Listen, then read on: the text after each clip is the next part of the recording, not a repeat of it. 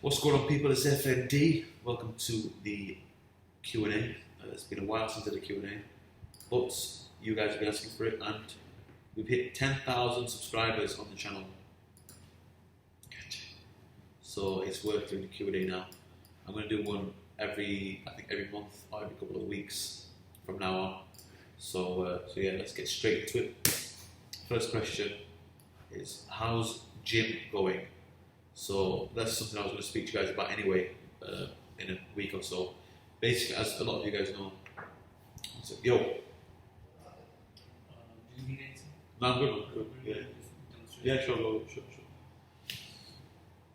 Just my tea, just going for lunch. Anyway, yeah, so how's gym going? Basically, the gym I was at, a lot of you know that I was at a gym, I had a personal trainer, I was working out. Yo. Just don't open, right? Because you can see the window. It's alright, man, I can see people's footsteps, sorry. Yeah, I'm still doing a video.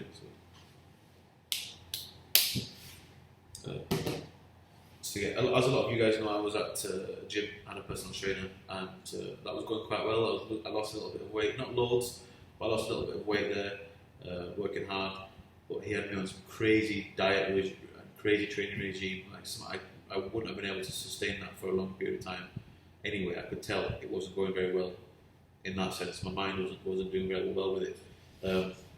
I was proper drained out, and I had no energy, and I wasn't losing as much weight as I should have done. To say I was working that hard and eating that less food, I wasn't losing much weight. To be honest, on that level. So yeah, but I was working hard. I'm not a quitter, so I wasn't quitting at all. But what happened was, I went to the UK, as you guys know. I went to the UK recently for Eid and everything. I spent Eid in the UK. I was there for about a week and a half, 2 weeks. So because of that, my personal trainer was really angry with me.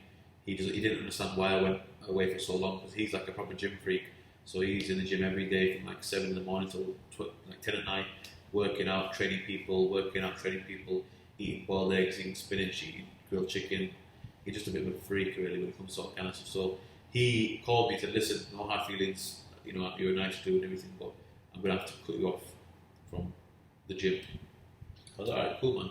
See, I'm the kind of guy that, I don't really let stuff like that bother me, so I was like, alright, cool, see you later. So that's it, and to be honest with you, it was a big relief, because mentally I feel much better now. I've got a lot of stuff going on in mind, like business things and everything else, but the gym was just an extra thing on my head, and now it's off, which is good. And luckily I didn't put any weight back on that I lost at the gym, which is good. I still don't look good, but I look better because I've kept it off so far. So yeah, but one of my good friends, Tam Khan, he's opening a big MMA and fitness gym in Dubai. It's opening this month. Also, Cass, a lot of you guys are asking about Cass, my old friend Cass. He's involved in that gym. He used to work at Gold's Gym, and now he's moved over to this gym because Tam Khan's like a mutual friend of ours. So yeah, I've been invited down to that gym. I'm going to go down in a couple of weeks or next week to see it, and then I'm going to sign up with them, and they're going to train me and look after me and everything. So that's going to be a good couple of vlogs there, training there. You'll see a lot more of Cass. You'll see a lot more of Tam. It's a big frigging MMA fighter, ex-MMA fighter. So yeah, stay tuned for that. It should be really, really cool. I'm really looking forward to it, because I'll be around friends, and it'll be really cool. They've got a lot of cool boxing bags, boxing equipment.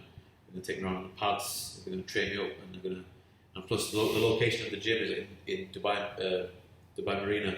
So and half the gym is inside, half the gym is outside, and the outside part it's like up in a skyscraper. So when you go outside on the balcony where you can train, you can see the whole of Dubai. It's really nice. So I'll show you that on the vlog anyway. Anyway, next question. What are your goals for the end of this year, YouTube-wise, and your own personal life-wise? YouTube-wise, it's going quite well at the moment. I actually wasn't expecting to hit 10,000 subscribers, but big thanks to my boy Aline, doing a collaboration with him the other day. I got to give it to him, and he's the reason why we hit 10,000 subscribers. So big thank you to him for that. It was really nice. I didn't meet with him to collab with him like that. It wasn't a thing. I met with him because I've been chatting to him now online for like 2.5 years. So it was inevitable that we had to meet when he's in Dubai standard. So I met with him. I was gonna meet with him anyway, but before I got loads of comments saying, "Oh, I'll leave to Dubai and meet with him." We were speaking like a week, 2 weeks before that, saying when I come to Dubai, I'll link up with you and this and that. We'll go chill out and stuff. And then when he came, I linked up with this Sheikh's farm and went there. It was a really cool video that's up now on the channel. If you haven't checked it out, go check it out.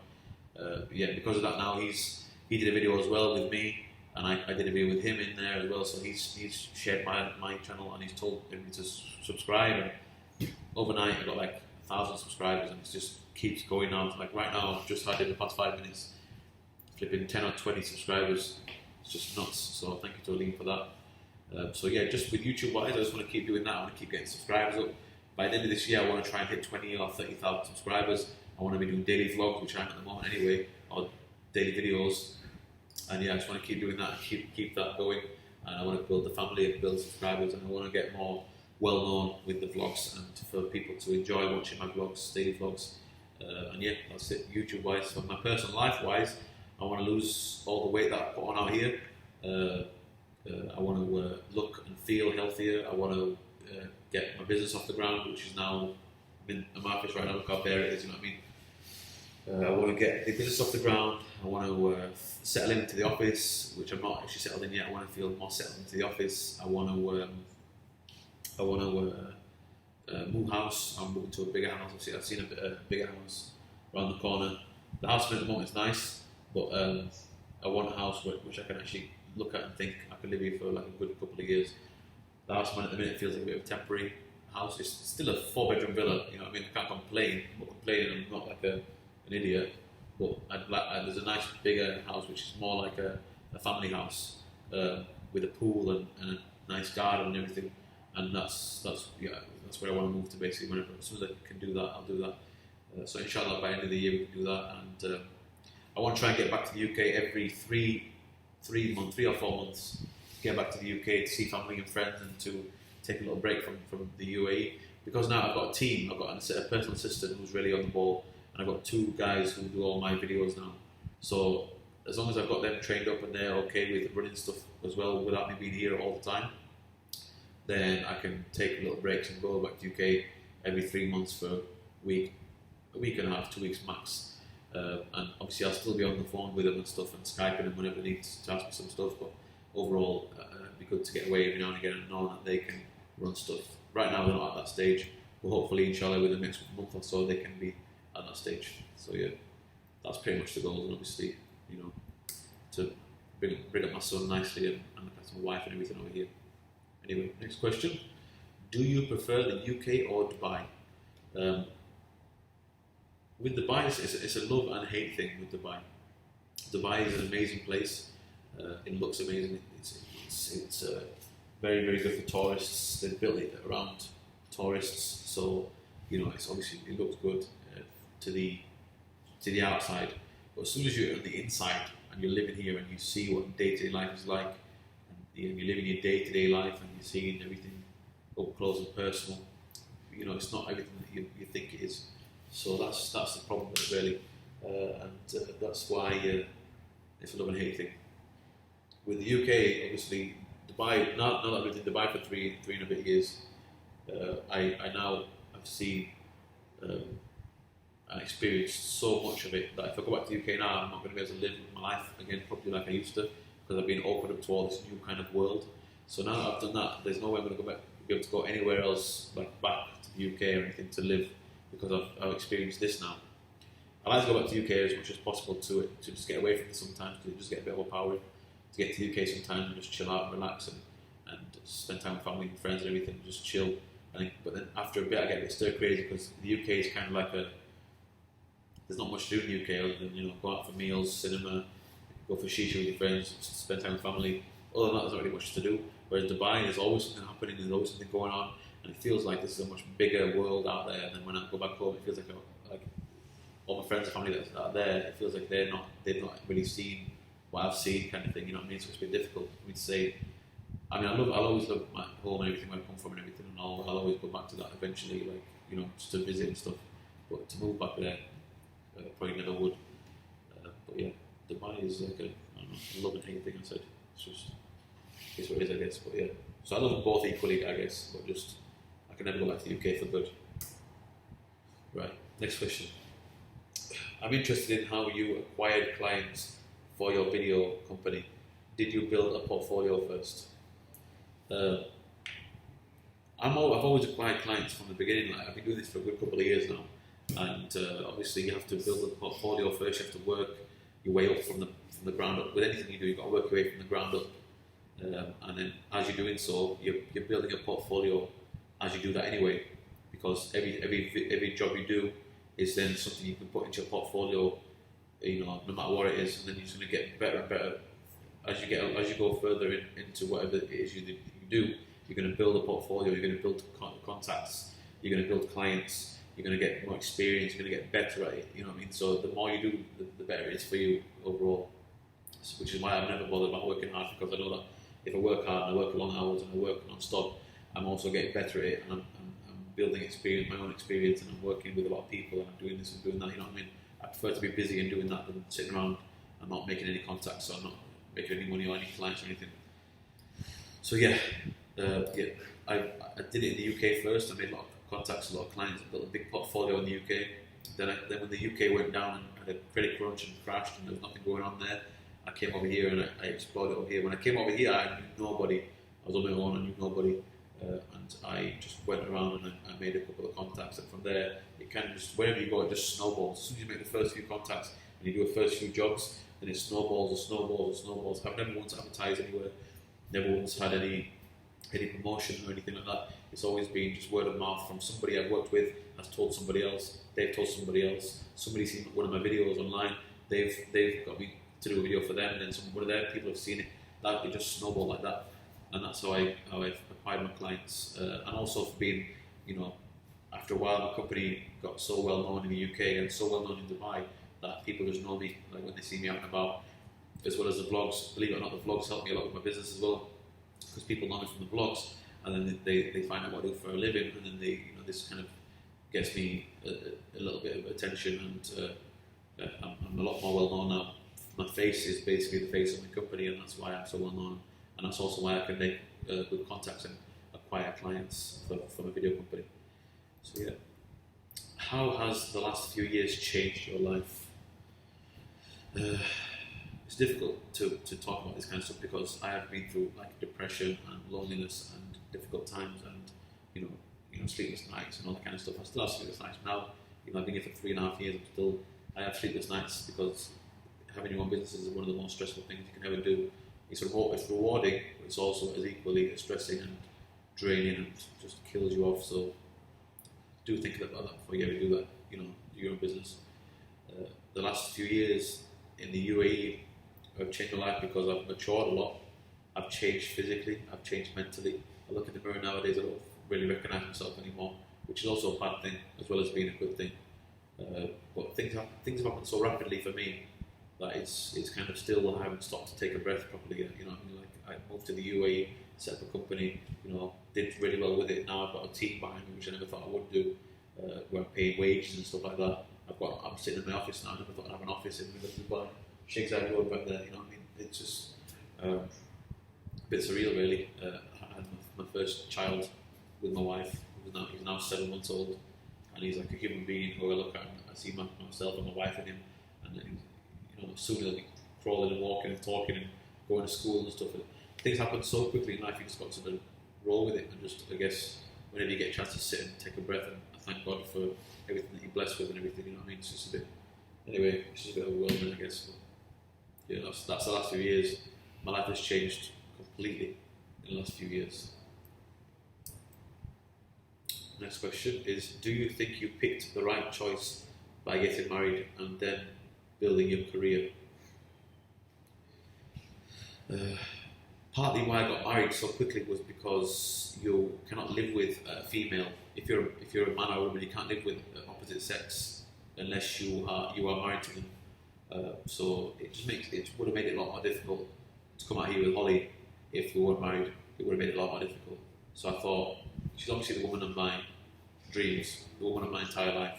Before we got married, I was with her for 4 years. So I thought, listen, let's just get married. It'll make it easier. It's inevitable anyway. And if we go to Dubai now, then we'll have to come back to the UK for a wedding. And we're going to be spending a lot more money on living in the UAE. So let's get married. Let's get it out of the way. It'll be a nice leaving do as well for the family to see us off. We'll do a big party, big wedding, then we'll go to the UAE and we'll smash it. And that's what we did. So we got married, did a big, massive party. All family and friends were there. It was like a big wedding, but also a really emotional wedding because everybody was crying and upset because they knew we were leaving for good. And when we left, I saw my dad cry for the first time. Mum was crying, devastated. Holly's family was devastated because we were leaving for good. I guess it was really shock to the system for all the family because someone saying they're leaving for good, they're not coming back. They're going to come back now, but just to visit, never going to come back. Like they never know when. My family still thinks we're going to come back at some point, but truth is, I probably will never go back to live. So, but yeah, it definitely was the right choice to do that, to get married first and then build a career over here because it would have been a lot more difficult otherwise. So yeah, what made you move to the Middle East? I've been coming here since a little kid, man. Like for a long time. It's been I was coming here before anybody even really cared about Dubai, which is not trying to brag, but I have since I was like a little kid. So I always liked the place. I always thought, I would love to live out there. It's nice. It's proper nice. Palm trees and sand and beaches and sun and malls and all that nice stuff. So I always thought I want to move there. And then I came here for a holiday with my family, and then I think 2 or 3 years after that, I was like, I wonder if I could go there and do some media stuff. Like, I wonder what the media's like over there. So then if you guys remember, some of you will remember, some of you won't remember, but I did 3 videos called A Dirham and a Dream. A dirham is the currency out here in the UAE.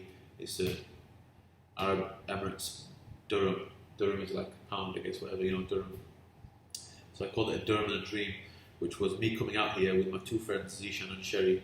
It's on my F&D TV channel right now if you want to go check it out, A Dirham and a Dream. Type in F&D TV, A Dirham and a Dream, you'll see the episodes there. Basically, I came out with them 2 guys for like a holiday. They were here for a holiday, I was here for business. I went around and met with all the club owners, managers, all the hotel owners and managers, and I met with about 1,000 people while I was here for like 2 weeks, as well as going out and having fun with my friends too. But in the middle of it, I was going like traveling and meeting.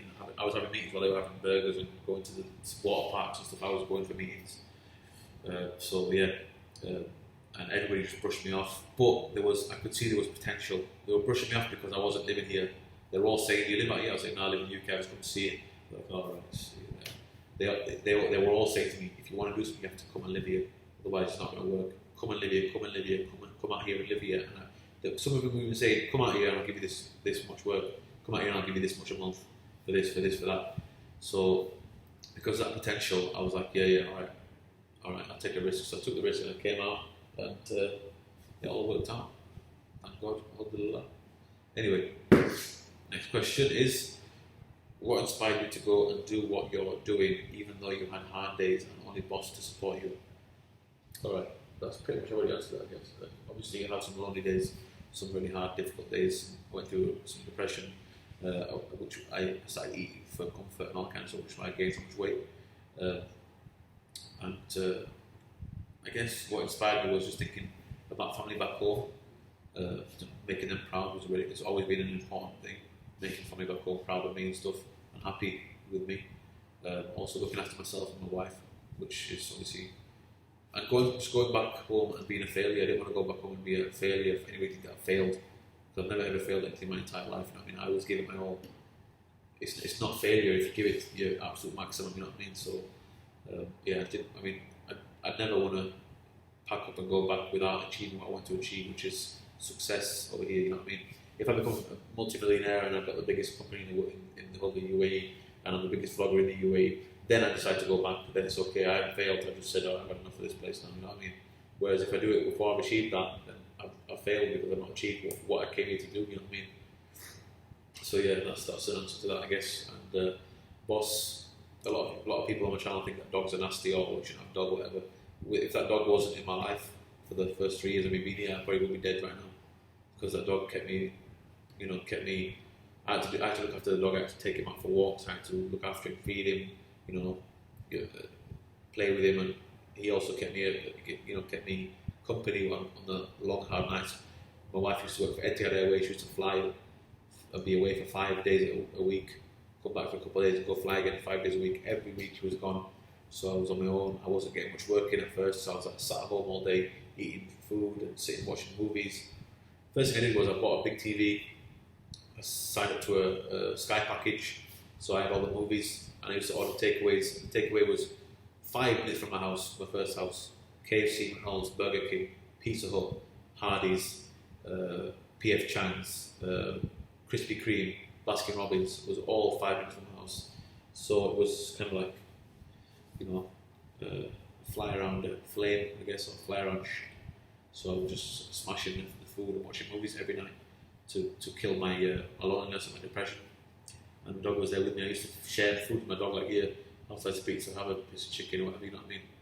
So yeah, I got through it anyway, and thank God I got through it, and the effects are here. You can still see the effects today, but I'm still here, I'm still doing it, and I've smashed it, and I'm doing well, inshallah. Hopefully I'll do well this year as well. You've got to just push through the hard times, man. Find your inspiration and just push through the hard times. My favourite shisha place, I always say this, my favourite shisha place in the UK, I have 2. One of them, my most favourite shisha place is Phantom Lounge. That's in a city called Leeds, where I'm originally from. Around the corner from my house, it's called Phantom Lounge. Really, really nice shisha place. And a good friend of mine, it's like a brother of mine. And then in Bradford, which is the next city along, which is where my wife's from, there's a shisha place called Alcázar, which means the castle. And they've got a really cool castle design on the outside. And it's where all my friends from Bradford go there. And whenever I go to UK, I'm always there smoking shisha most nights. Either there or Phantom Lounge. That's the UK. In Dubai and Abu Dhabi, they've got a place on Marina called Marbella, which is spelt wrong. It's like the city Marbella, as people call it, but it's spelt Marbella. See, Marbella, Spain is spelt Marbella, so people call it Marbella, right? The shisha place in Dubai is called Marbella, which is spelt how Marbella is pronounced. So yeah, that's the best place in Dubai, hands down. It's next to Grosvenor House Hotel. In Abu Dhabi, there's a place right in the corner of Abu Dhabi at a small little shopping mall called Hardwalls. It's upstairs in the mall, right at the back, and it's surprisingly there's a shisha place in a mall with open air shisha place in the mall. It's called Hardwalls. It's right in the back, next to Emirates Palace is this mall, and it's right in the back. And you go there, it's dark and dingy. It's only Arabs sitting there, and it's really, really good shisha and really, really good food. Those are the 2 best shisha places in the UAE. How has Cameron changed your life? It's changed it completely. Obviously, having a kid is just, I can't explain to you unless you have your own. Because I've obviously known a lot of people who had kids and have told me, yeah, this and that. I've never really understood it until I have my own now. And now it's just changed my life completely. Everything it revolves now around him. Everything I think about, it involves him. I don't sleep at night now because of him. And I don't sleep anyway because of my stress and my always thinking about stuff, but now he adds to it. So the other night, I was up till about 3 in the morning, just couldn't sleep, and finally I got that feeling of, I'm ready to sleep now. Put my head on the pillow to sleep, and he started crying in his bedroom. And Holly's obviously already totally flipping passed out because of him. So I get up and I'm up with him, like rocking in sleep and talking to him and feeding him and stuff, and he just wouldn't sleep for like 2 hours. Then Holly got up and took over, and I just crashed. And then the next day I was supposed to be in the office with the guys, and I said, listen, you carry on, man. You just do what you got to do. I'm just in bed today. So yeah, he changed my life forever, and I'm looking forward to him growing up. I'm looking forward to him saying his first words. I'm looking forward to him crawling for the first time, walking for the first time, his first day at school, the first time I can take him out and get him ice cream, all that kind of stuff. I'm really looking forward to being a dad and to seeing my kid grow up, and hopefully, I'll do a good job at being a dad, and he'll grow up to be a good young man. How would life be without Mrs. FNB, my wife? Life would be pretty crap without her, because she does a lot for me. She does a lot with me, and she kind of keeps me afloat, because we have a lot in common. We're really, like, she's the kind of woman that every guy dreams of finally meeting one day. You know what I mean? Like, obviously, guys are attracted to these girls who are all over the internet these days, flashing themselves and showing off. And men, not to be nasty, men are like dogs, right? So men will go to what they see, and but deep down, men don't want that. Men don't. So this is for the girls out there who like to show off a lot in public or on Instagram and stuff. Men don't like that deep down. That is something that men like, the look of, and men are attracted to it. Like, oh yeah, That's not what men want. Men want a good woman who's going to be a good woman, who's going to be their woman, who's going to be there for them, who's going to be their rock, who's a smart, intelligent woman, funny, who gets on with them, who clicks with them. And that's what I found with Holly. Holly is an attractive woman as well as being intelligent. You know, she's really, really good at being there for me, supporting me. We get on really well. She's really funny. You don't see it in the vlogs, so she don't show herself in the vlogs much. She's really, really funny deep down. She makes me laugh every day, and we get on like click like this. Like honestly, she's such a good friend as well as a good wife. So yeah, without her, life would be pretty crap. What was the toughest thing to adjust to about living in the UAE? Toughest thing to adjust to living in the UAE. There's a lot of rules here compared to the UK, where I come from. There's a lot of rules, there's a lot of regulations, there's a lot of things you have to do. So if you want to do anything in life, like for example, I bought a drone the other day. It cost me 12,000 dirhams to buy this drone. And now, as soon as I bought it, I find out that there's a new law that's popped up out of nowhere last week, which is just coincidence, that now you have to get a permit and a permission slip to be able to fly it anywhere. So if I want to go down to Dubai Marina tonight and I want to fly it and show you guys shots of Dubai Marina, I've got to go and get a permit and a permission slip, which takes, first of all, probably about 3 or 4 weeks to get that. Second of all, it's going to cost about 8,000 dirhams to get that permission. And before I get all that, I've got to get a license that shows that I can actually fly the thing. I mean, I understand why they've done this, because obviously then any nutter can just pick up a drone and fly it and crash it to Burj Khalifa or drop it out of the sky and kill someone with it. I understand why they've done that, okay? But it's just like there's too much of it. They've got rules for everything. They've got regulations for everything. I mean, I can't, blast on too much, because that's why the country is how good it is. The country is good because of all the rules and all the regulations. But sometimes it just feels like we're all dogged on a frigging league, you know what I mean? It just feels a bit too much like we have no freedom for anything, you know what I mean? So yeah, that's it's hard to adjust to that. I guess I'm just adjust to it now, but it took a while for me to kind of come around to that. But yeah, I guess it is what it is. You just got to respect other people's countries and other people's the way they do stuff.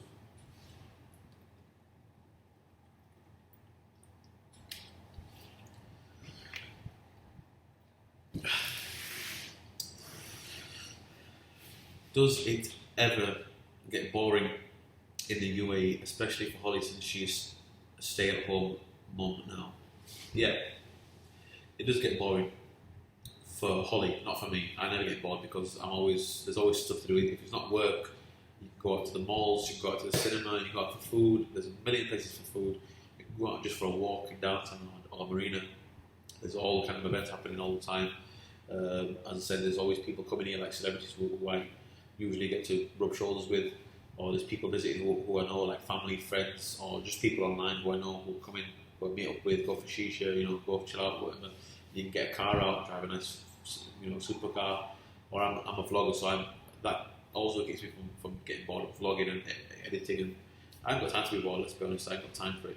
But Holly has gone from working 5 days a week to now being a little home mum, not doing nothing but looking after the baby and cooking and cleaning. So she's obviously had to adjust to that. She's done a good enough job, but every now and again she gets a bit stir crazy in the house, and I get home from the office and I'm like shattered, ready to go, like crash on the sofa and watch a movie or something. She's like, let's go out to the mall, let's go for dinner somewhere, like take me out to somewhere, this and that. And then I kind of understand why she wants to do it, because she's got so much energy, because she's done nothing all day other than just look after the kids and stuff, so she wants to get out of the house. So that's how she deals with that. It's not like a bad thing, she deals with it, but it's just like that's what happens, How has your life changed now with the team? The team, 1 second, should I call them? My life has changed with the team. As I said, like before this, I was me on my own for 3 years. I was on my own, doing everything on my own, which is a lot of hard work.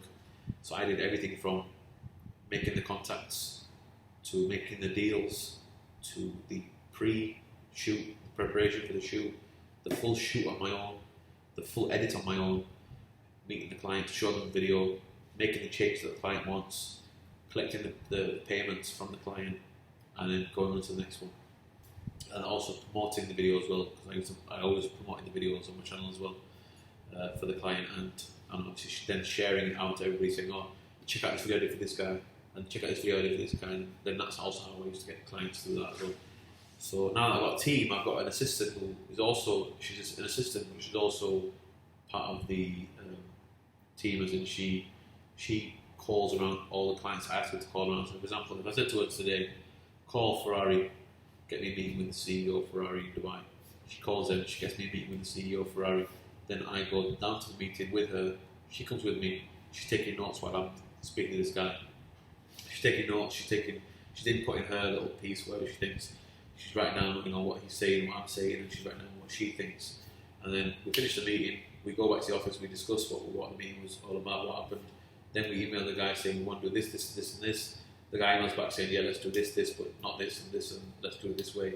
Then we do it, and I've got the two guys in there who I'm going to introduce you to in a second if you don't know who they are.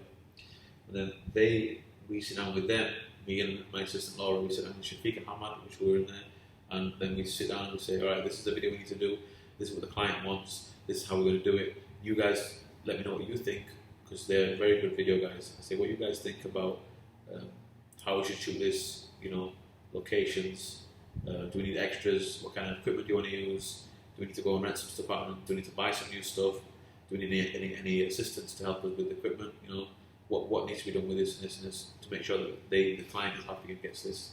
And yeah, that's how it works.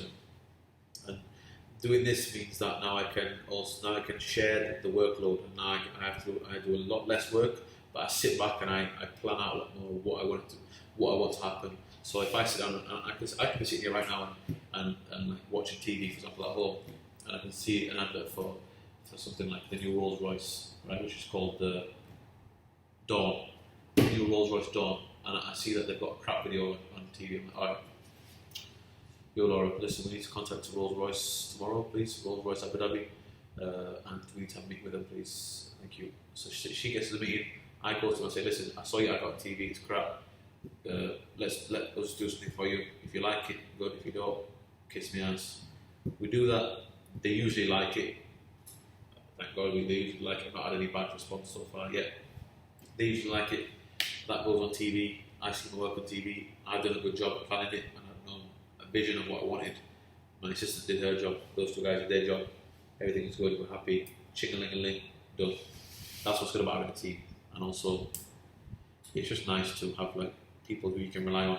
And at the moment, I'm really happy with my team because they're doing everything I ask them to do. I'll call them in a second. Shafiq! Yo, Shafiq! Come here, bro. Call Hamad as well, yeah?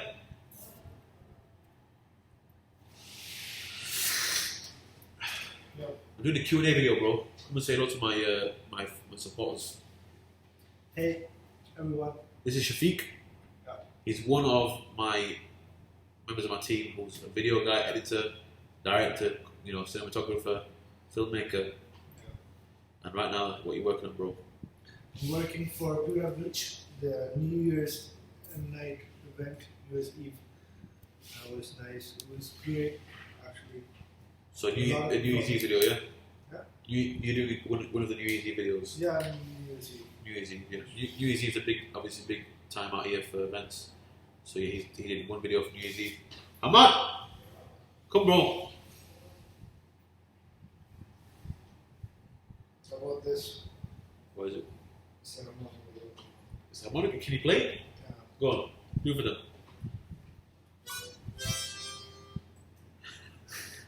You talk about Ahmad, come. Hey. This is the other half of the team. Both these guys from Pakistan, Lahore, Pakistan, where my dad's from. Basically, this is Hamad. He's also a filmmaker, cinematographer, editor. Guys, so yeah, it's too low, man. Cause I got a question like this: how has your life changed now with your team? With this team, well, I'll talk more about this company. I mean, obviously with the team, but since I've joined this company, I think I have gotten the opportunity to explore my creativity because we are all on the same level, and this has given me more, independence to do and make decisions the way I want, and that is, I mean, really good for my and everyone's growth over here as professionals and creatives. So I think this is the best part. And as a Haris, he's more like a brother and friend. He's not a bossy. Sometimes he gets pissed off, but Wasn't that's bad. okay. I mean, that's worth it. I mean, I Yeah, can take that. Yeah. it's part of life. So, but overall, the experience is really good. It's really positive, and I'm looking the next, I mean, few years, at least 2 years, as like really full of adventure and Take over. new things. Take over. Take over. Thank you, brother. Appreciate Thank you that. for the It was. speech. Man. Thank you for the Shafiq, speech. anything to input with that? Because I think Hamad pretty much took over that one. Yeah, I should He say. dropped bombs on that one, bro. You got anything to say to that now? No, man. Whatever Hamas said is pretty much it. Alright, cool. Fuck you! Give him a little piece with the harmonica, bro. Yeah. Come on, man. Alright. Sorry?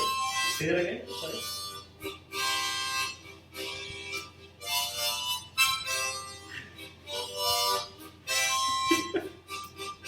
Let's do a rap. Let's do a hip hop.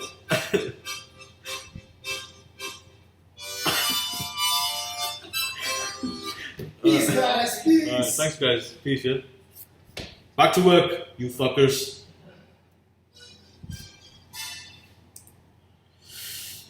Right, next question is what advice would you give to someone who wants to move to the UAE in the future, and what surprised you the most? My advice for anybody moving to the UAE in the future is think about it properly first. I'd say come here first for at least a 2-week stay, and don't come here just to go and smash out the water parks and the malls, and don't come here for a holiday. Come here to actually look at the place and take in the actual place itself and think if you can actually live here. Because some people come here and they go, bro, I could live here, easy, innit? Easy. Let them come here for 2 or 3 months, right? And then they'll change their mind. Trust me, you know what I mean? Like, don't just think, bro, Dubai smashed it, went down there, stayed at Burj Al Arab, smashed it, killed it. Bro, I'd stay there and kill it. I don't even get what you gotta say, bro. I don't know what you're talking about. How is Dubai difficult? It's a freaking paradise, isn't it? What are you talking about?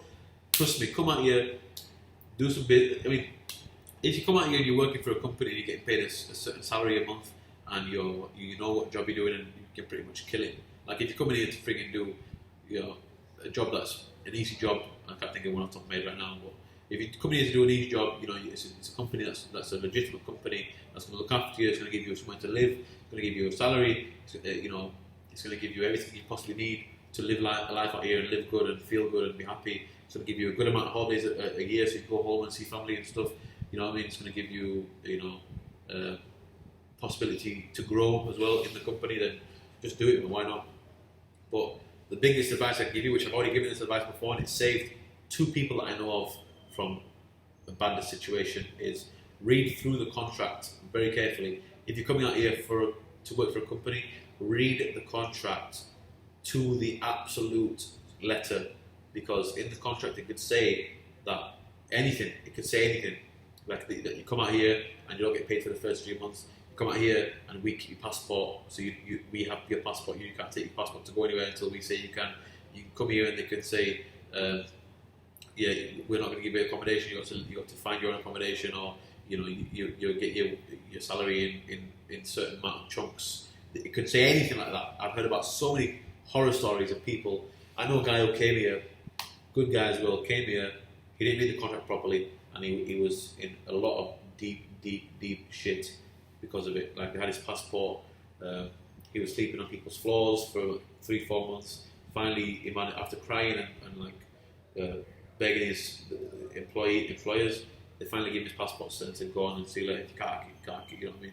So just be careful, people, you know what I mean? If you come out here, it isn't all glitters and gold, you know what I mean? There's a lot of bad parts and there's a lot of serious parts and a lot of stuff that you've got to be careful of, alright?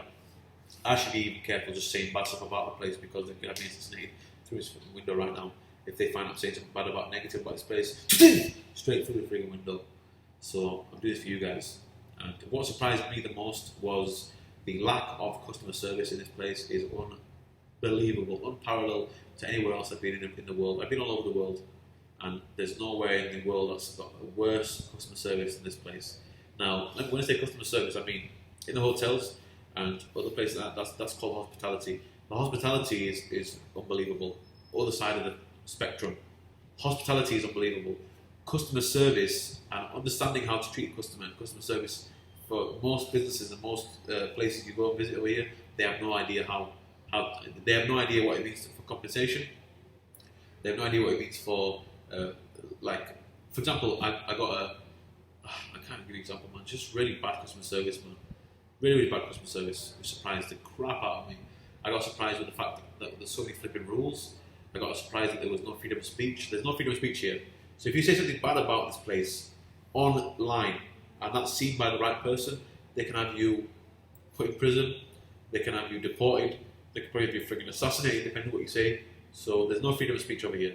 Another thing that shocked me as well, which it shouldn't have shocked me because it's like, standard, but it's just not the same like that in the UK or anywhere else in the world. But basically, this is the only place I've experienced where they treat their own people so good, and everybody else is legitimately treated in a way that they can feel like they're treated a lot less than. So, for example, like if you're from here, you call it Emirati, like United Arab Emirates, you call it Emirati. If you're an Emirati, you're treated like royalty. You're treated like cream of the crop because you're from here. This is your home. Anybody else that comes here to live and gets themselves a visa to live here and can call this place home, they're treated a lot less, no matter what race you are.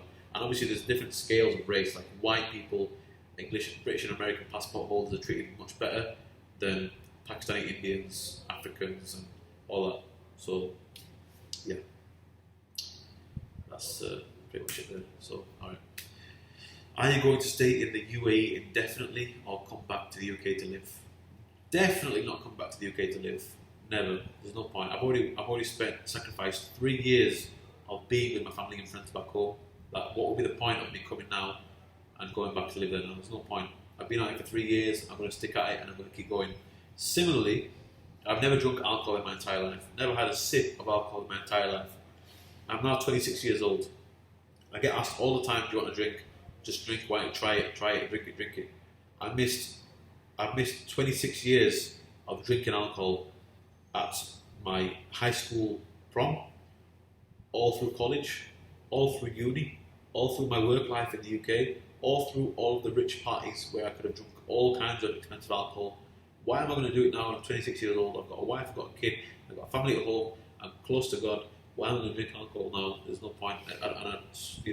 Similarly, I won't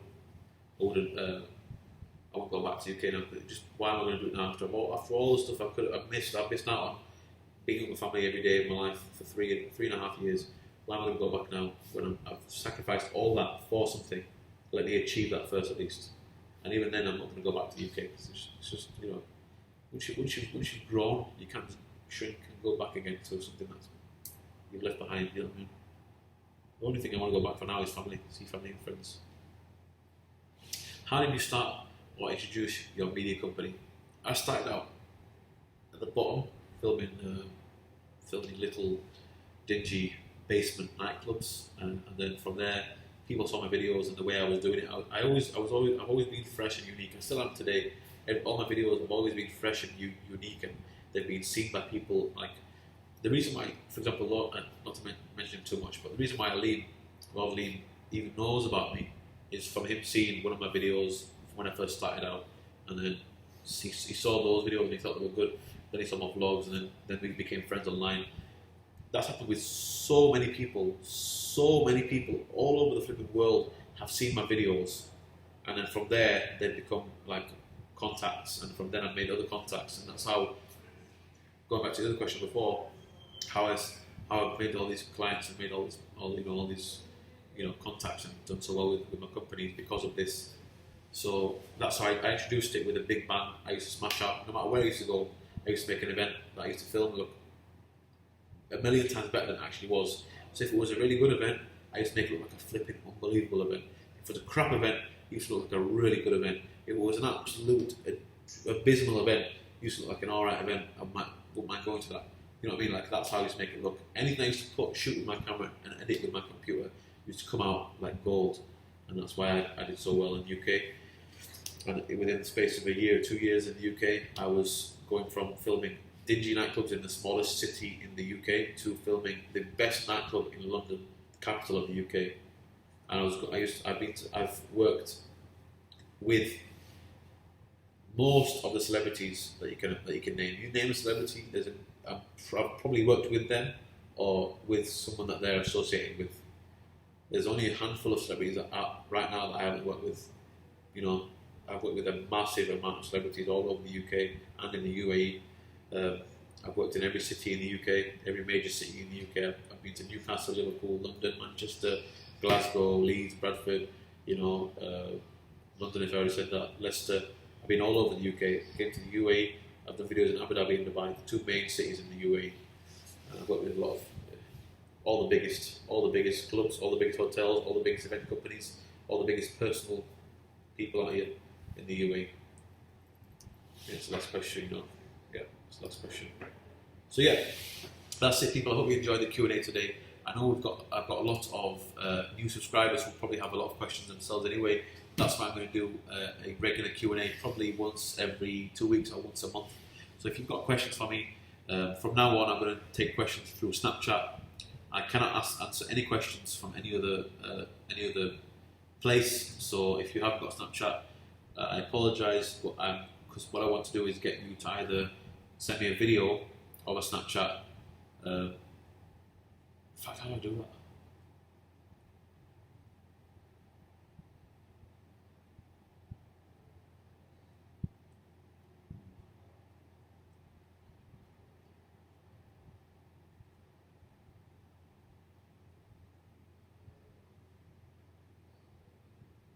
Shit. Anyway, stay tuned. I'll announce when I'm doing the next Q&A soon in a video in about a week or so. I'll announce my next Q&A. I hope you enjoyed the video anyway. Give it a big thumbs up, subscribe, share to your friends, and leave me, as always, a little comment below. I'll see you guys tomorrow for another daily vlog. Safe.